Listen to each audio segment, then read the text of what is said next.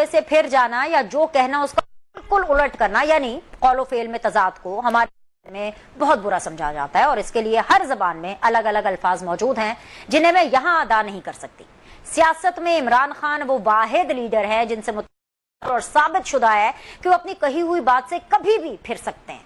Media ने इमरान खान की इस मुनाफिकाना तर्ज तो यू टर्न का नाम देकर थोड़ी बहुत लाज रख ली है। इमरान खान के यू टर्न्स की फहरिस्त काफी लंबी चौड़ी है। लेटेस्ट यू टर्न क़यादत से मुताल्लिक है। इमरान खान का army chief general Asim Munir के नाम एक पैगाम आया है। ये पैगाम लाने वाली शख्सियात कोई और नहीं, उनकी पार्टी के सीनियर रहनुमा और कौमी असेंबली में अपोजिशन लीडर उमर अयूब और इमरान खान की बहन अलीमा खान हैं। इन दोनों शख्सियात के मुताबिक इमरान खान वजाहतें दे रहे हैं कि मौजूदा शहबाज हुकूमत फौज और पीटीआई को आपस में लड़ाना चाहती है। वो ऐसा होने नहीं देंगे और उम्मीद करते हैं कि आर्मी चीफ भी हुकूमत की इस कोशिश को पूरा होने नहीं देंगे। इमरान खान ने न सिर्फ सुलह का झंडा लहराया बल्कि आर्मी चीफ से दरखास्त भी की कि वो न्यूट्रल हो जाए और इस हुकूमत की हिमायत ना करे। नाजरीन, जमहूरियत के सो कॉल्ड सबसे बड़े चैंपियन इमरान खान के इस बयान में यू टर्न ही नहीं, मिन्नत, तरला, झूठ, इल्जाम और आइन की पामाली भी नजर आ रही है। यू टर्न तो वाजे है क्योंकि यही वो इमरान खान है जिन्हें मौजूदा आर्मी चीफ कभी अच्छे नहीं लगे। अपने घर की करप्शन पकड़ने पर वो जनरल आसिम मुनीर को बतौर DGISI ओहदे से हटा चुके हैं। फिर उनकी बतौर आर्मी चीफ की तैनाती के वक्त भी इमरान खान चंद साजिशी अनासर के साथ मिलकर रावलपिंडी धरना देने जा पहुंचे थे। तब भी इमरान खान ने फौज में बगावत कराने की पूरी कोशिश की थी मगर नाकाम रहे और general Asim Munir army chief बन गए। आर्मी चीफ बनने के बाद इमरान खान मुसलसल उनके खिलाफ जहर उगल रहे हैं। उनकी जमात इमरान खान के इशारों पर अपने ऑफिशियल अकाउंट से आर्मी चीफ के खिलाफ घनौनी मुहिम चला रहे हैं। बैरून मुल्क बैठे इमरान खान के सहूलतकार मुसलसल आर्मी चीफ समेत पूरी फौज को अपने निशाने पर रखे हुए हैं। इमरान खान बजाते खुद बारहा बेबुनियाद इल्जाम लगा चुके हैं कि उनको और उनकी अहलिया को आर्मी चीफ से खतरा है। अगर बुशरा बीबी को कुछ हुआ तो जिम्मेदार आर्मी चीफ होंगे। यही नहीं, अडियाला जेल से वो 2 बार आर्मी चीफ के खिलाफ इंटरनेशनल मीडिया के लिए आर्टिकल्स भी लिख चुके हैं और पूरी दुनिया में आर्मी चीफ के खिलाफ प्रोपेगेंडा कर रहे हैं। DGISPR की प्रेस कॉन्फ्रेंस पर पूरी तहरीक इंसाफ एक्टिव हो जाती है और पूरी फौज के खिलाफ एक प्रोपेगेंडा शुरू कर दिया जाता है। फौज मुखालिफ इतना कुछ करने के बाद भी इमरान खान का क्लेम कि वो तो मासूम है, ये शहबाज हुकूमत है जो फौज और पीटीआई को आपस में लड़ाने की साजिश कर रही है। इमरान खान का यह दावा सिर्फ यू टर्न ही नहीं, सरासर झूठ भी है और बहतान तराशी भी। इमरान खान आज आर्मी चीफ को न्यूट्रल होने का पैगाम भेज रहे हैं, हालांकि वो जानते हैं कि फौज इस वक्त न्यूट्रल हो चुकी है। जनरल बाजवा बतौर आर्मी चीफ अपने इदारे की पॉलिसी कौम को बता चुके हैं। फौज के गैर सियासी होने का सबूत यही है कि आर्मी के न्यूट्रल होने पर इमरान खान की हुकूमत गिर गई थी। तब इमरान खान शहर शहर चीखते फिर रहे थे कि खुदारा फौज न्यूट्रल ना हो। न्यूट्रल होने को इमरान खान बतौर तजहीक जानवर से मंसूब किया करते थे और बयानियां बनाते थे कि न्यूट्रल तो सिर्फ जानवर होते। इमरान खान की ज़हनी हालत का अंदाजा लगाइए कि जिस न्यूट्रल लफ्ज को गाली बना दिया गया था, आज उसी न्यूट्रल होने की दुहाइयां दी जा रही हैं। सवाल उठता है कि आज इमरान खान किस मुंह से यह तकाजा कर रहे हैं कि फौज न्यूट्रल हो जाए। वो कहते हैं ना कि झूठ बोला है तो कायम भी रहो इस पर जफर, आदमी को साहिबे किरदार होना चाहिए। नाजरीन, इमरान खान के इस पैगाम में यू टर्न, झूठ और इल्जाम ही नहीं बल्कि फौज को हुकूमत के खिलाफ उकसाने की एक कोशिश भी है। इमरान खान का आर्मी चीफ को पैगाम कि फौज मौजूदा हुकूमत की हिमायत तर्क कर दे, ये गैर आईनी मशवरा फौज को बगावत पर उकसाने के मुतरादिफ है। क्या इमरान खान नहीं जानते कि फौज और आर्मी चीफ की जानिब से हुकूमत की हिमायत और मुआवनत ऑप्शनल नहीं, आईनी फरीजा है? क्या अडियाला जेल में कैद इमरान खान चाहते हैं कि फौज हुकूमत का हुक्म मानने से इनकार कर दे? क्या इमरान खान मुल्क में खाना जंगी चाहते हैं? पीटीआई और फौज को लड़ाने का दावा करने वाले इमरान खान क्या फौज और हुकूमत को आपस में लड़ाना चाहते हैं? क्या इमरान खान की किसी भी बात का यकीन किया जा सकता है? सबको याद होगा कि इख्तिदार से निकाले जाने के बाद इमरान खान मौसमी इनकलाबी बने तकारीर करते फिरते थे, कौम को बताया करते थे कि भाई किस इदारे का क्या काम है। और आज वही इमरान खान आर्मी चीफ को दरखास्तें डाल रहे हैं कि हजूरे वाला नून लीग को छोड़े और पीटीआई को खिदमत का मौका दें।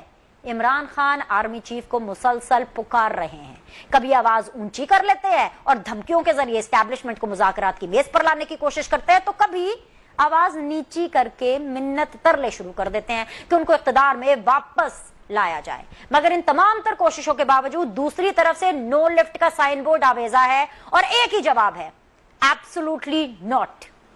इसी पर हम आज के शो में बात करेंगे, लेकिन एक छोटा सा ब्रेक के बाद हमारे साथ मेहमान मौजूद होंगे। देखते रहिए सीधी बात बीनर सलीम के साथ। मुझे इमरान खान साहब की तो आज तक नहीं समझ आई, और जो उनका ट्रैक रिकॉर्ड है ना, आगे भी सर मुझे नहीं समझ आनी खान साहब की।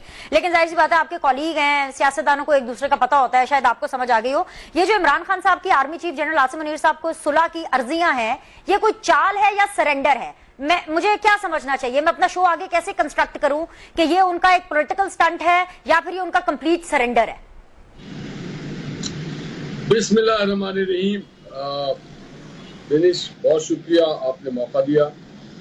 जिस तरह आपको कुछ समझ में नहीं आया, मुझे भी समझ में नहीं आया। आपकी एक बात मुझे समझ में आई कि ये इमरान खान साहब का चार्ज है कि सरेंडर है। ये चार्ज और सरेंडर को अगर हम मिक्स कर लें तो ये एक चाल है, एक कंफ्यूजन है, एक चाल है जो इमरान खान साहब की दानिश में हमेशा वो एक चाल चलते रहते हैं। अपने आप को भी कंफ्यूज करते हैं, पार्टी को भी और दीगर इदारों को भी। मसलन उनकी चाल होती है अमेरिका के खिलाफ लड़ने की, फिर उनकी एक चाल होती है कि अमेरिकन कांग्रेस ने उनके हक में बात कर दी है, फिर उनकी एक चाल होती है, वो कहते हैं ये ऐसा है, फिर वो कहते हैं नहीं ये तो यू टर्न लिया जाता है, फिर वो कहते हैं कि दूसरों को जेल में सहूलतें ना दी जाए, उनके पंखे उतार लिया जाए। मगर फिर वो एक चाल होती है कि मुझे सहूलतें दी जाएं। फिर उनकी चाल होती है कि जी आर्मी चीफ के बारे में कोई एक बात करते हैं, फिर वो कभी कहते हैं वो बाप है, कभी कहते हैं नहीं बाप नहीं है, कभी वो कहते हैं कि ये मीर जाफर है, कभी कहते हैं नहीं ये हमारे सबसे इनके खिलाफ कोई बात ना करे, कभी वो कहते हैं कि पाकिस्तान के सूबाई मैंने मेरे समझ में नहीं आता क्या कहते हैं। वो तो एक जगह पे कह चुके हैं कि हजरत ईसा अलैहिस्सलाम का तो बड़ा जिक्र ही नहीं कही थे, फिर वो कहते हैं नहीं जी हमने तो ये कहा। तो अजीब व गरीब कंफ्यूजन है, चाल है, उनकी पूरी शख्सियत उनकी चाल के वजह से पाकिस्तान का चाल और पाकिस्तान के सियासी निजाम का चाल खराब हो रहा है। एक जगह वो कहते हैं 9 मई को मैंने जाने कहा था, एक जगह कहते हैं मैंने तो नहीं कहा था, एक जगह जाके बोलते हैं कि आगम नीला गुम्बद अगर आपको याद हो तो जला दो, मार दो, आग लगा दो, गिरा दो, बर्बाद करो। अब वो कहते हैं हम नहीं कह रहे। तो मैं समझता हूँ कि ये सारी चाल इनको किसी अच्छे फिजियोथेरेपिस्ट से दिखाना चाहिए। इनका मैं रियासत से दरख्वास्त करूंगा कि इनका एक इलाज किया जाए, मुकम्मल इलाज किया जाए। उनकी जो हेल्थ है और उनके हेल्थ के साथ साथ उनकी जो मेंटल हेल्थ है उसके ऊपर ज्यादा फोकस करना चाहिए।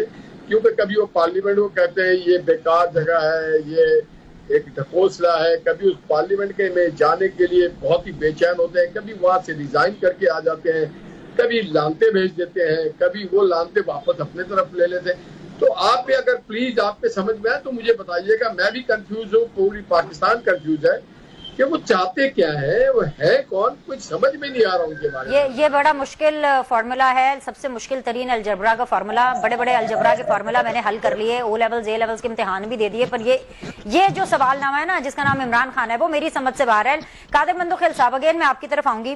जाहिर सी बात आप इतने सीजन्ड और पुराने पॉलिटिशियन है, ये जो नई हिकमत अमली जो इमरान खान साहब की सामने आई है कि जी हमारा तो फौज से कोई लड़ाई झगड़ा नहीं है, फौज को जो है वो न्यूट्रल होना चाहिए, और ये असल में नून लीग और पीपल्स पार्टी हैं जो फौज और पीटीआई को लड़वाना चाहते हैं। ये जो सरेंडर, तरला, मिन्नत, माफी, कुछ भी कह ले, मुझे नहीं पता क्या लफ्ज इस्तेमाल करना है, इसको सर आप कैसे देखते हैं?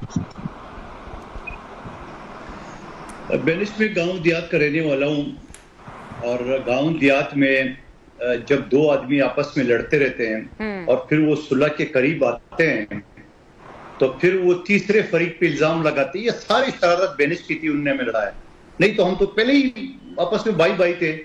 तो दरअसल में इमरान खान साहब ये फार्मूला आजमा रहा है। आप मुझे बता दें, उन्होंने कहा कि जो मुख्तलिफ चैनल की हेडलाइन चली है कि आसिम मुनीर साहब की मैं बड़ा इज्जत करता हूं, उसके लिए मेरे दिल में कुछ नहीं, और मैं वादा करता हूं जब मैं हुकूमत पे आऊंगा उनके साथ अच्छे रिलेशन करूंगा। तो भाई वो जो जेएचक्यू पे आप लोगों ने पंडाल डाला था आसिम मुनीर की अपॉइंटमेंट से 2 दिन पहले, वो क्या था?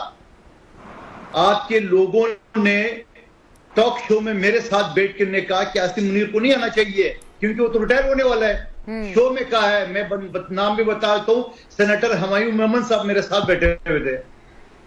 एक और थे, मुझे उसका नाम याद नहीं है, वो शो में उसने उस वक्त अपॉइंटमेंट से पहले, आज आप भाई हो, अल्लाह करे आप भाई हो जाए, हमें तो इसमें भी खुशी है। आप बेनिश पे इल्जाम लगा ले, मंदोखेल पे लगा ले, हम लड़वा रहे थे, भाई हम नहीं लड़वाने के, आप खुद जो सुधर जाओ, हमें इतने काफी है। और फिर आपने बिल्कुल दुरुस्त फरमाया कि ये न्यूट्रल का कोई परसेंट भी आ गया। हम तो पहले कहते थे न्यूट्रल जानवर, हम तो न्यूट्रल को उसको कहते हैं जो गैर जानिबदार होता है आम अल्फाज में। खान साहब ने न्यूट्रल को जानवर बना दिया है। अब वो आफ्ताब जहांगीर साहब ने उसकी भी परसेंटेज बना दी है। तो भाई बता दो, जानवरों की लोमड़ी, गाय, बिल्ली, कौन सा परसेंट है, कौन सा वाला वो है जो आपको ज्यादा सूट करता है? तो ये सारे बहाने हैं इस्टेब्लिशमेंट के नजदीक है। इनकी इमरान खान साहब की जेल में कई मुलाकातें, मुज़ाकरात हो चुकी है, वो सारे के सारे नाकाम हो चुके हैं।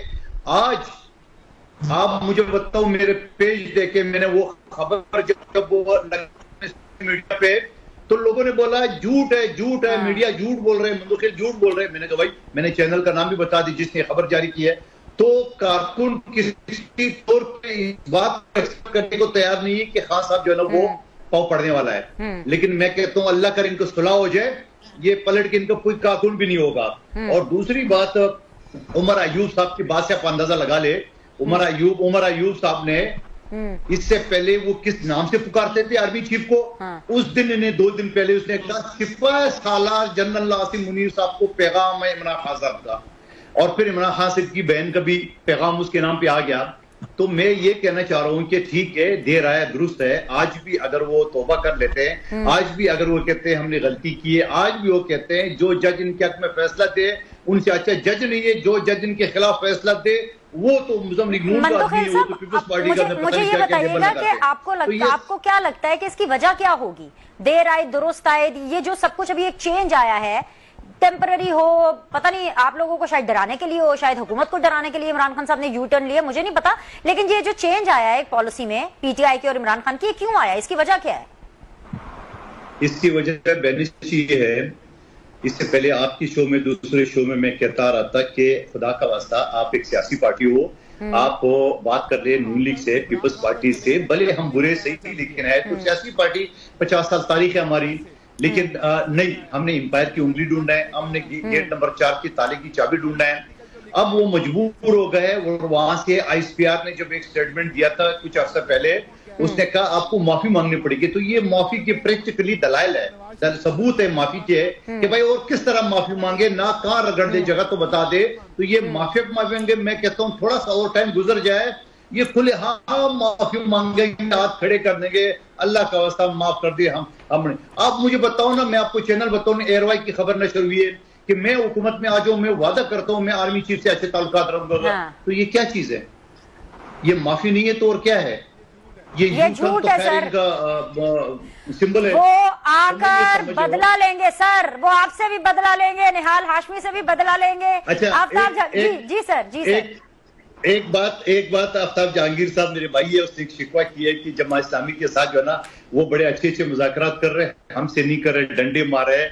वो आपका सबका रिकॉर्ड ठीक नहीं है आफ्ताब जहांगीर साहब, आपका रिकॉर्ड ठीक नहीं है साहब का। वो जमा इस्लामी वाले जो ना उन्होंने कोई पता नहीं तोड़ा, मंदोखेल भाई वो अभी इलेक्शन जो उतराएंगे ना, फिर आप बताएंगे उन्हें कमांडर की वर्दी लेके आया, उन्होंने जाके उन्होंने एमएम आलम का जहाज नहीं जलाया, उन्होंने जनाउस पे हमला नहीं किया है, वो एक सियासी पार्टी की तरह आ गए, पुरअमन एहतजाज कर रहे हैं जी। अब गुस्सा हो गए, अब आफ्ताब जहांगीर साहब क्या गुस्सा नहीं हुए, मैं उनको मौका दूंगी। आफ्ताब भाई, ये जो बड़ा वैलिड पॉइंट है, जो आखिरी बात है ना, वैसे तो खैर आपने अपनी मर्जी की बात करनी है, लेकिन ये जो कादिर मंदोखेल साहब ने जो आखिरी 3-4 जुमले बोले हैं ना, इसको आप मेरे सवाल के साथ नत्थी कर लें कि जब आप हों, उमर अयूब साहब हों, अलीमा खान साहिबा हों, जो इमरान खान साहब की जो बाकी दोनों बहनें हैं, वो जब भी आती हैं वो यही कहती हैं कि जी नून लीग की और पीपल्स पार्टी की वजह से जो है फौज के अंदर और पीटीआई के अंदर जो है वो आपस में डिफरेंसेस बढ़ रहे हैं, और क्योंकि नून लीग पीपल्स पार्टी ये चाहती है कि फौज और पीटीआई की लड़ाई हो, तो सर ये 9 मई करना हो, ये जनरल आसिम मुनीर साहब को आर्मी चीफ बनने से रोकने के लिए इस्लामाबाद में धरना देना हो, ये इंटरनेशनली जो मीडिया को आर्टिकल्स लिखने हो जिसके अंदर इस बात को कहना हो कि जी बुशरा बीबी को अगर कुछ हुआ तो उसकी जिम्मेदारी जो है वो जनरल आसिम मुनीर की होगी, मेरी जान को खतरा है, अगर मुझे कुछ हो गया तो उसकी जिम्मेदारी जनरल आसिम मुनीर की होगी, ये सारी बातें वो शहबाज शरीफ साहब के ऑर्डर पर लिखते और करते हैं, मरियम नवाज के ऑर्डर पर लिखते करते हैं, या आसिफ अली जरदारी साहब के कहने के ऊपर कर रहे हैं? किसके कहने के ऊपर इमरान खान साहब ये सारी चीजें करते रहे हैं? अच्छा बिनिश, मैं आपसे एक छोटा सा सवाल कर सकता हूँ कि आपने अपना कोई यूट्यूब चैनल बनाया है आपने? जी सर, बिल्कुल। अच्छा, क्यों जरूरत पड़ी आपको यूट्यूब चैनल बनाने की, जबकि आप ऑलरेडी जो है चैनल्स पर मौजूद हैं? सर खबरें बहुत ज्यादा होती थी और रोजाना मेरा शो भी नहीं होता था, और सर प्राइवेट सेक्टर में तनख्वाहें लेट आती है, हमने कहा सर यूट्यूब के पैसे टाइम पर आ जाते हैं इसलिए बनाया। जी नहीं बेनी साहबा, बात ये है कि जब आप यहाँ बैठती हैं तो आप कुछ कवायद ज़वाबित के अंदर फंसी भी होती हैं, जब आपको सेंसर बोर्ड देख रहा होता है, आपको ISPR देख रहा होता है, आपको IB देख रहा होता है, आपको MI देख रहा होता है, आपको अच्छा आफ्ताब भाई चले मैं आपको बताती हूँ अपने दिल की बात आप कर नहीं सर मैं करती हूँ, अरे मैं करती हूँ दिल की बात। अच्छा आफ्ताब भाई मेरी बात तो सुन लें। ये झूठ है। नहीं सर, आप मेरे बारे में मेरे यूट्यूब चैनल के बारे में आप नहीं राय दे सकते। सवाल है मेरा निहाल सर, आप नहीं वेट करें सर, मेरा जवाब तो सुन लें। आफ्ताब भी मेरा जवाब तो सुन लें। मैं अपने टीवी शोज भी अपनी मर्जी से करती हूँ, यूट्यूब चैनल भी आप मेरा उठा करके देख ले, मेरे व्लॉग्स भी बिल्कुल वैसे होते हैं जैसे मेरा टीवी शो चलता है। सर अगर आप नहीं सही तरह सुनते ना, अगर आप सही तरह से अगर आप सुनते होते तो आप ये मेरे ऊपर एलिगेशन या सवाल ना उठाते। जी सर, मुझे मालूम है कि आप जो है किसको पसंद करती हैं, किसको नहीं पसंद करती, मुझे सब मालूम है। आप मेरी छोटी बहन है, वो भाई क्या जिसको अपनी बहनों का पता ना हो। लेकिन बात ये है कि अगर आप ईमानदारी से बात करें, अपने दिल पे हाथ रख कर बात करें, तो क्या वजह है कि इस वक्त जो है हर आदमी जो है वो तीसरी कुव्वत की तरफ देख रहा है। अगर आज अगर वो हाथ हटा दें तो मैं आपको देखूंगा कि निहाल हाशमी किस तरह शोर मचाते हैं। आज वो जो है जुडिशरी आपकी जो है वो आजाद हो जाए। इमरान खान तीसरी कुव्वत की तरफ क्यों देख रहे हैं? सर हम तो हो गए ना, हम तो कुव्वत को इमरान खान साहब क्यों देख रहे हैं? उनके ऊपर ऐसा कौन सा वक्त आ गया है कि वो मिन्नत तरले कर रहे हैं तीसरी कुव्वत के? सर दिनेश से बुरी, निहाल हाशमी बुरा, मंदोखेल साहब बुरे, हम तीसरी कुव्वत को इमरान खान से देख रहे हैं उनको। हम भी हमारा भी हक पहुंचता है कि हमारे पुरअमन से शहरी जो है वो एहतजाज में शिरकत करें। अच्छा। आपने इतना डरा दिया है, पकड़ के मार के। अभी हमने परसों एक रैली निकाली है, हर थाने के अंदर हमारी खवातीन को गिरफ्तार कर लिया आपने। अरे आफ्ताब भाई आप लोग हिम्मत तो दिखाएं, जमात इस्लामी कर रही है ना। जुमे वाले दिन मैं इस्लामाबाद में थी सर अपनी पूरी टीम के साथ, काम कर पुरअमन धरना। साहबा ने मीडिया पे बैठ के करना था, हम तो आवाम में जाकर बता रहे हैं कि क्या सच है और क्या झूठ है। हमें तो सिर्फ इस बात का होना चाहिए कि जी बात यह है कि हर इदारा अपनी जगह पर रहेगा, हर एक के ऊपर से शफकत का हाथ हटा दे। ताकत के जोर पर जब आप किसी चीज को दबाते हैं, वक्ती तौर पे तो दबती है, लेकिन फिर जब खुलती है फिर बांग्लादेश का हाल बनता है। एक चीज मुझे पता है, 100 बातों की एक बात, इनकलाब के लिए कोई NOC नहीं चाहिए होता। अभी के लिए इतना ही, एक छोटा सा ब्रेक ले लेते हैं, वापस आते हैं, बाकी पैनलिस्ट को भी शामिल करेंगे। Will be back.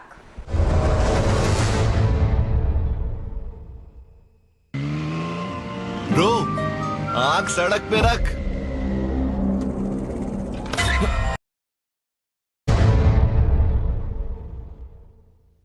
Welcome back जी। कादिर मंदोखेल साहब है बहुत ठंडे ठार माहौल में, आफ्ताब जहांगीर साहब बहुत गर्मा गर्म माहौल में है, और जो हमारे बड़े प्यारे निहाल हाशमी साहब है वो बड़े चिल माहौल में है। निहाल भाई आप बहुत चिल लग रहे हैं, बहुत कूल लग रहे हैं, नीले रंग की कमीज भी माशाल्लाह मेरे भाई को बहुत जच रही है, लेकिन सर कहीं अंदर दिल में कुछ डर तो नहीं लग रहा कि पता चले अगर ऑफर एक्सेप्ट हो गई इमरान खान साहब की और अगर माफी एक्सेप्ट हो गई तो आपके दिन फिर गिने जाएंगे? ऐसा तो नहीं हो रहा?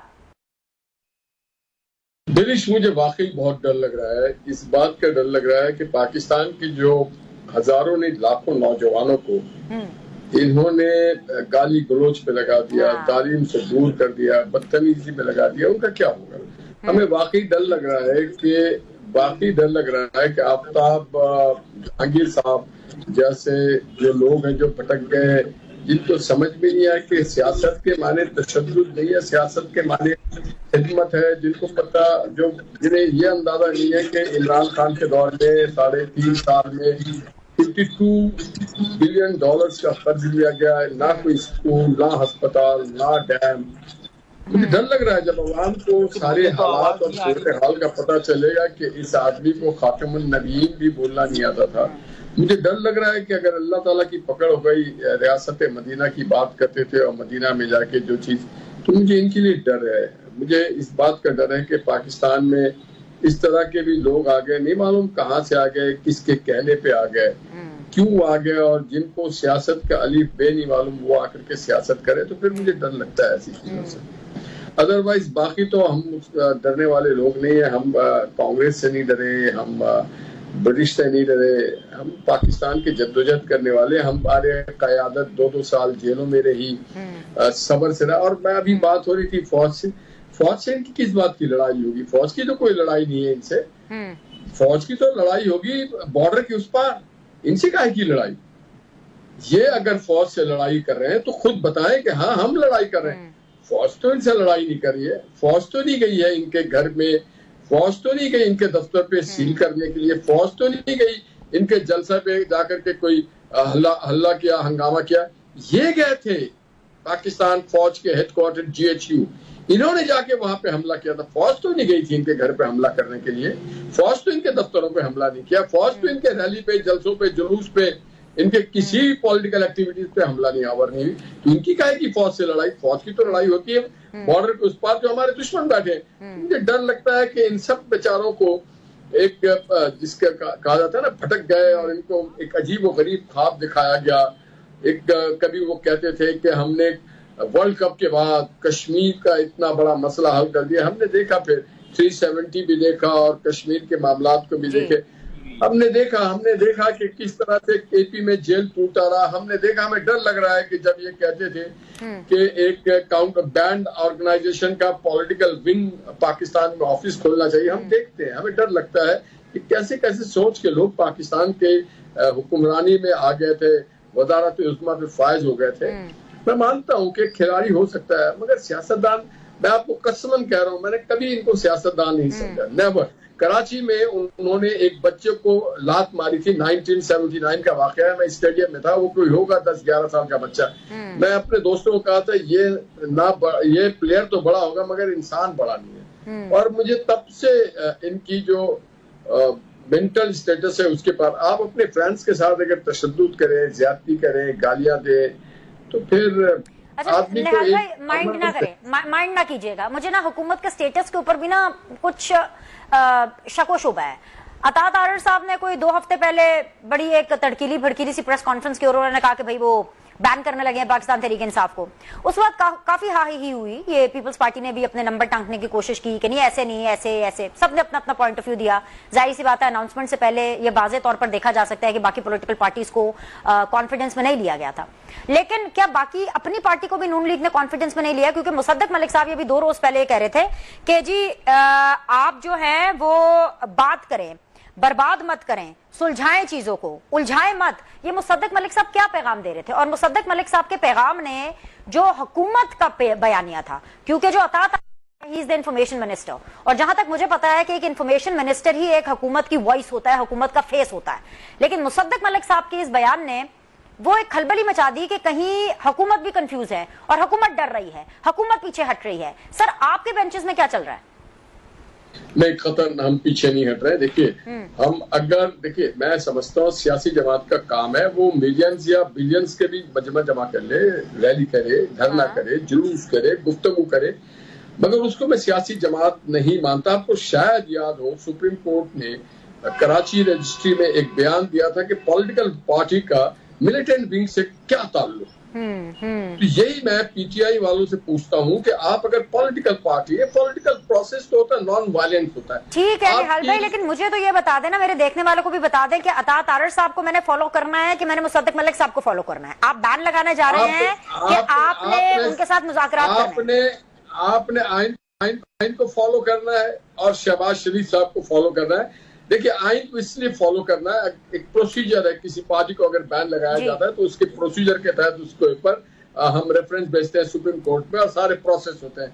अता तारड़ साहब एक बड़े उभरते हुए नौजवान, बड़े पुरमग़ज़ सियासतदान है। आप इतना, आपके लिए वो खबरें लाते हैं और आप उनको फॉलो अनफॉलो करने की बात करें। जहां तक हमारे मुसद्दक साहब का ताल्लुक है, मुसद्दक साहब ने एक प्रैक्टिकल बात की है कि अगर आप सियासत करना चाहते हैं तो आए, सियासत करें, दलाइल पे बात करें, आप मंशूर पे बात करें, पॉइंट पे बात करें, with in the framework of constitution बात करें, जमहूरी अंदाज में बात करें।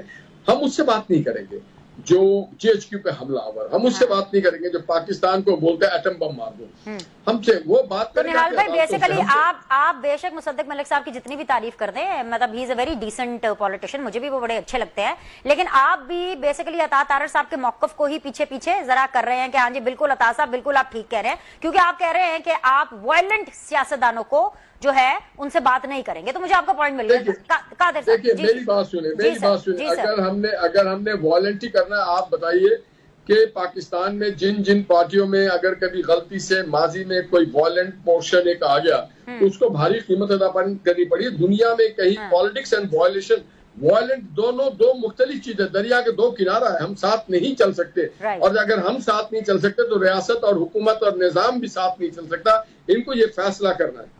बिल्कुल। कादिर मंदोखेल साहब, निहाल हाशमी साहब ने कोट एंड कोट PTI पे डाल दिया कि वो फैसला करे कि आपको इंतशारी सियासत करनी है कि आपको पार्लियामेंट्री सियासत करनी है। लेकिन सर कहीं ना कहीं ये फैसला हुकूमत के पास है, क्योंकि अब ये हुकूमत में आ चुके हैं, जहां से सर मैं देख रही हूँ एज अ पाकिस्तानी कि प्राइम मिनिस्टर और गवर्नमेंट की रिस्पॉन्सिबिलिटी है कि वो पाकिस्तान की प्रोटेक्शन करे। और प्रोटेक्शन इस सूरत में अगर अता तारड़ साहब ने अनाउंस कर दिया है या अगर हुकूमत एक माइंड बना लिया है कि भाई इसको बैन करना है पार्टी को, तो सर फिर वो करें ना। ऐसा थोड़ी है कि एक हफ्ता बैन हो रहा है और अगले हफ्ते आओ जी आओ आके मुज़ाकरात करो, फिर उससे अगले हफ्ते फिर बैन हो रहा है, फिर उससे अगले हफ्ते प्रेस कॉन्फ्रेंस हो रही है, नहीं आओ आओ के मुज़ाकरात करो। आपको समझ में आ रही है कि हुकूमत क्या करना चाह रही है? कादिर मंदोखेल साहब, मेरे ख्याल में हुकूमत के अंदर अता तारड़ साहब एक ऐसी फेस है जो पीपल्स पार्टी की आपने बात की, हम क्या भरोसा करेंगे, उनकी अपनी भरोसा नहीं कर रहे हैं। अता तारड़ साहब ने बजट इससे पहले तकरीर की थी, PTI पे पाबंदी की, उन्होंने कहा कि अपोजिशन जो है ना वो हमारे एहतियाती जो है ना अनबोर्ड है। फिर आपने देखा था कि वज़ीर आज़म साहब ने बुलाया, उनसे डिस्कशन हो रही थी। उसके बाद जाके फिर उसने प्रेस कॉन्फ्रेंस की है, तो फिर जाके ख्वाजा आसिफ साहब ने कहा कि नहीं जी अभी तो एहतियातियों को एतमाद में लेना है। राना सलवाना ने बोला कि एहतियातियों को एतमाद में लेना है। खुरम दस्तगीर साहब ने यही बात की है, मियां लतीफ साहब ने बिल्कुल अलग बात की है। तो मैं ये समझ रहा हूँ कि हुकूमत का बदकिस्मती से एक ऐसा तर्जुमान है जिसको आप फेस कहते हैं कि जिसकी कई फेस हैं, और मेरे ख्याल में हुकूमत ने इसको इसी वजह से रखा है कर रहे हैं, लिहाजा इनको आप एक पता पेन दो रिएक्शन क्या आता है। जब रिएक्शन जो भी आएगा तो कुछ तो PTI से भी उन्होंने सीख ली यू टर्न का, तो यू टर्न मार ले।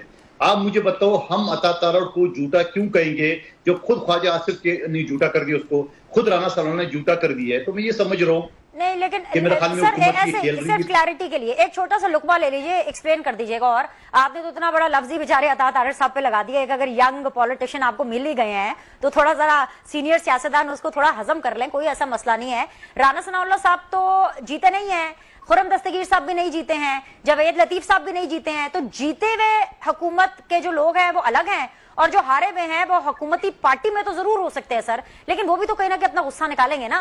उनकी बात पे हम किस हद तक एतमाद कर सकते हैं? और आपको ये लगता है कि कोई भी जो इन्फॉर्मेशन मिनिस्टर है, मैं अता तारड़ की बात नहीं करी, इवन अगर आपकी पार्टी का भी इन्फॉर्मेशन मिनिस्टर है, वो कोई भी टेलीविजन पर अगर आके बात कर रहे हैं तो वो हुकूमत और रियासत को बगैर कॉन्फिडेंस में ले आके बात कर देते हैं? आपकी सारी बातों से मैं मान लेता हूँ जी, लेकिन आप मुझे बताओ क्या अता तारड़ ख्वाजा आसिफ से भी बड़ा लीडर है? छोड़ के राना सनाउल्लाह को, जबकि वो भी पंजाब का सदर है। आपको पता है सियासी लोगों में तंजीमी ओहदा ज्यादा बड़ा होता है MNA MPA से, ठीक है, वो पंजाब का सदर, चलो उनको भी छोड़िए, खुरम को भी छोड़ दिए, ख्वाजा आसिफ तो दूसरा नवाज शरीफ साहब है। आप मुझे बताओ उसने कहा कि इनकी बातों को रद्द कर दिया है, तो फिर मैं और आप क्यों उनके ऊपर टाइम जाया कर रहे हैं कि एक नॉन सीरियस आदमी के ऊपर, जो मेरे ख्याल में शायद हुकूमत ने रखा इसी वजह से ताकि कोई भी बात पे यू टर्न ले सके, यार चलो बच्चा है, नया आदमी है, सीखेगा भी वगैरह वगैरह। सवाल ये है कि ये सारी चीजें अपनी जगह पे, मैंने आपको बजट का हवाला दिया है, पीटीआई में पाबंदी का हवाला दिए, आपको इमरान खान साहब के खिलाफ गद्दारी के मुकदमात के, ये सारे अता तारड़ साहब अनाउंस कर चुके हैं और ऐलान के साथ साथ उन्होंने पीपल्स पार्टी को भी घसीटने की कोशिश की, वो ऑन बोर्ड है। लेकिन आप देखें कि जब वज़ीर आज़म के और बिलावल साहब की हमारे सीसी की मीटिंग के बाद फैसला हम करेंगे तो ये सारी बातें तो फिर जुटलाएंगे ना उनको सारी चीजें। लेकिन सवाल ये इशू ये नहीं है बेनिस, इशू ये नहीं है। इशू ये है कि आप मुझे बता दो, इस मुल्क की इकोनॉमी को अगर आपने संभालना हो, इस मुल्क की लोगों की हालात ज़र अगर आपने बदलना हो, तुम सारी सियासी पार्टियों को ये जो हर वक्त आसमान की तरफ मंदोखेल साहब, आप ये जो मईशत की बात कर रहे हैं ना, rating action commentary, Fitch upgrades Pakistan to CCC+, यानी फिच ने बेहतर कर दी है पाकिस्तान की जो रैंकिंग है, और जो फिच की जो नई रिपोर्ट आई है उसके अंदर पाकिस्तान अपग्रेड हो गया सर। तो ये इकोनॉमी की जो सूरत हाल है ना, ये संभल रही है, मामलात बेहतरी की तरफ जा रहे हैं सर। तो फिच ने तो मुस्लिम लीग नून की हुकूमत को 18 महीने का डिक्लेयर किया है सर। अब नई रिपोर्ट आ गई है, कर दिया, बोलो नहीं 8-10 दिन बड़े अहम है। नहीं बात ये ना, फिच ने कहा कि 18 महीने हुकूमत चलेगी, ख्वाजा आसिफ साहब ने कहा नहीं जी 8-10 दिन बड़े अहम है। तो अब आप किस पे एतबार करेंगे, आप बता दें मुझे। सर मैं तो फिच की नई रिपोर्ट पे एतबार करूंगी ना, अगर फिच की रिपोर्ट पर एतबार करना, अभी नई रिपोर्ट आई है फिच की सर, ये मैं आपको जैसे ही आई है मैं आपको बता रही हूँ। आफ्ताब भाई मैं आपके पास आ रही हूँ, एक ब्रेक ले लेती हूँ। मुझे पता है आपको बड़ी तकलीफ होगी कि फिच ने कैसे अपग्रेड कर दिया पाकिस्तान को, मुझे आपकी तकलीफ का एहसास है। बिल्कुल मैं आके कोशिश करती हूँ आपकी तकलीफ दूर करूँ। एक छोटा सा ब्रेक लेते हैं, ब्रेक के बाद वापस आएंगे, डिस्कशन को समेटेंगे।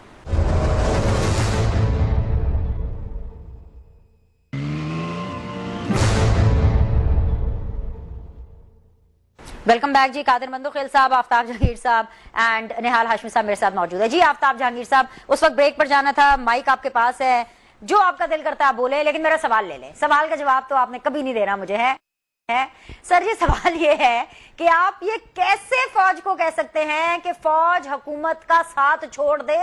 मतलब क्या इमरान खान साहब को ये नहीं पता कि फौज का आईनी तौर पर यह फर्ज है कि जो भी गवर्नमेंट है उसको फौज को सपोर्ट करना है? आप उनसे फिर एक गैर-आईनी काम के लिए कह रहे हैं। जी सर। चले जी, मैं तो गैर-आईनी काम के लिए नहीं कह रहा, लेकिन मेरा सबसे बड़ा मसला ये है कि मुझे ये मालूम नहीं चला कि आज तक निहाल हाशमी साहब ने ये नहीं बताया कि उन्हें सेनेट से कैसे फारिग किया गया, किस वजह से फारिग किया गया, किस तकरीर की बुनियाद पर फारिग किया गया। तो मैं यही तो कहना चाहता हूँ कि हम पॉलिटिशियंस को इतना हक तो दो कि हम अपने दिल की बात कर सकें। एक बात। दूसरी बात, मुसद्दिक मलिक साहब ने ये कहा कि जी अक्सरियती पार्टी जो थी वो थी पीटीआई। हम पीटीआई के पास गए, हमने कहा जी आप हमारे साथ, हम आपके साथ शामिल होना चाहते हैं। फिर पीपल्स पार्टी गई तो पीटीआई वालों ने कहा नहीं जी हम नहीं शामिल होना चाहते, क्योंकि हम ये समझते हैं कि हमारे साथ ज्यादती हुई है। अगर मंदोखेल साहब से भी आप पूछेंगे तो वो भी कहेंगे कि फरवरी 8 के इलेक्शन में उनके साथ भी ज्यादती हुई है। तो ज्यादती की किसने? हर आदमी ये समझने से कासिर है कि हमारे कराची के अंदर से 20 की 20 सीट उठा कर दे दी एमक्यूएम को। इसी तरह पूरे पाकिस्तान से अभी कोर्ट का फैसला आया हुआ है, सुप्रीम कोर्ट का, इंशाल्लाह देखें आगे क्या होता है। मेरा कहने का मतलब ये है कि इस वक्त पाकिस्तान को जो चैलेंजेस है वो उस वक्त तक सही नहीं हो सकते कि जब तक पाकिस्तानी अवाम के मुंतखब करदा हुकूमत नहीं होगी। फिर दूसरी बात यह कि निहाल हाशमी साहब को चाहिए आपके साथ मिलकर एक कमेटी बनाए, बिनी सलीम, निहाल हाशमी और सब, और दोनों भाइयों की राजीनामा कराए। इस वक्त सबसे बड़ा फड्डा तो मुस्लिम लीग नून के अंदर है। जिन लोगों के आपने नाम लिए थे ये सारे लंदन बिलोंग थे, जिनको हराया गया, इसलिए नहीं लाया गया। ये जो है जावेद लतीफ साहब हो गए, दस्तगीर हो गए, फलाना हो गया, ये सारे लंदन पर है। और नवाज शरीफ साहब हैं कहाँ? वो बेचारे पर तोल रहे हैं, उनको इजाजत नहीं मिल रही जाने की। तो सर ये तो आपके लिए अच्छी बात है, ये तो आपको तो इसके ऊपर मिठाइयाँ खानी चाहिए कि अगर नवाज शरीफ साहब को बकौल आपकी इजाजत नहीं मिल रही, आपके तो सबसे बड़े दुश्मन नवाज शरीफ साहब हैं, आपको तो खुश होना चाहिए। जिनके पास मैंडेट है, उसका फैसला होना चाहिए। हमें फॉर्म 47-45 का फैसला चाहिए, ईमानदारी के साथ फैसला चाहिए। जितनी जल्दी देंगे फैसला उतना अच्छा है। या फिर ये है कि मुझे तो ऐसा लगता है कि ये सारी लपेट लेंगे बसात और उसके बाद कहेंगे कि जी इमरजेंसी लगाते हैं, टेक्नोक्रेट हुकूमत लाते हैं या नए इंतखाबात करवाते हैं, क्योंकि ये अब नहीं बर्दाश्त कर सकते कि जी पाकिस्तान तहरीक इंसाफ के लोगों को बहाल किया जाए, उनका मैंडेट उनको वापस किया जाए और उनके हवाले हुकूमत की जाए।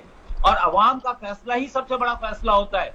जब ये अपने मुंह से इकरार कर रहे हैं कि अक्सरियती पार्टी जो है, अक्सरियती लोगों ने, पाकिस्तान की 25 करोड़ आबादी के लोगों ने जो है पीटीआई को सपोर्ट किया है, पीटीआई को वोट दिया है। ठीक है सर, पॉइंट आ गया पॉइंट। जी कादिर भाई 30 सेकंड में अगर आप कुछ ऐड करना चाहते हैं तो ये जी कादिर भाई आप कुछ कहना चाहते थे। वोट पीटीआई को दिया है तो आप भी तो कम से कम बोला करें जहांगीर कि साहब मैंने जिसको वोट दिया उसको तो मकसद ये कि एमक्यूएम की तरह यहाँ मुस्लिम लीग लंदन और मुस्लिम लीग पाकिस्तान अलग अलग है। मुस्लिम लीग और पाकिस्तान जो है ना वो देखिए, मैं आपको बताऊं, ये इस बहस में हम जाएंगे कि पाकिस्तान के साथ है, ये पाकिस्तान के, फिर हमें पिछली तारीख की तरफ जाना पड़ेगा, फिर हमें 70 की तरफ दहाई में जाना पड़ेगा, फिर हमें आगे जाना। हम चाहते हैं कि पाकिस्तान आगे बढ़े। इस वक्त ठीक है जी, पाकिस्तान को आगे बढ़ना है।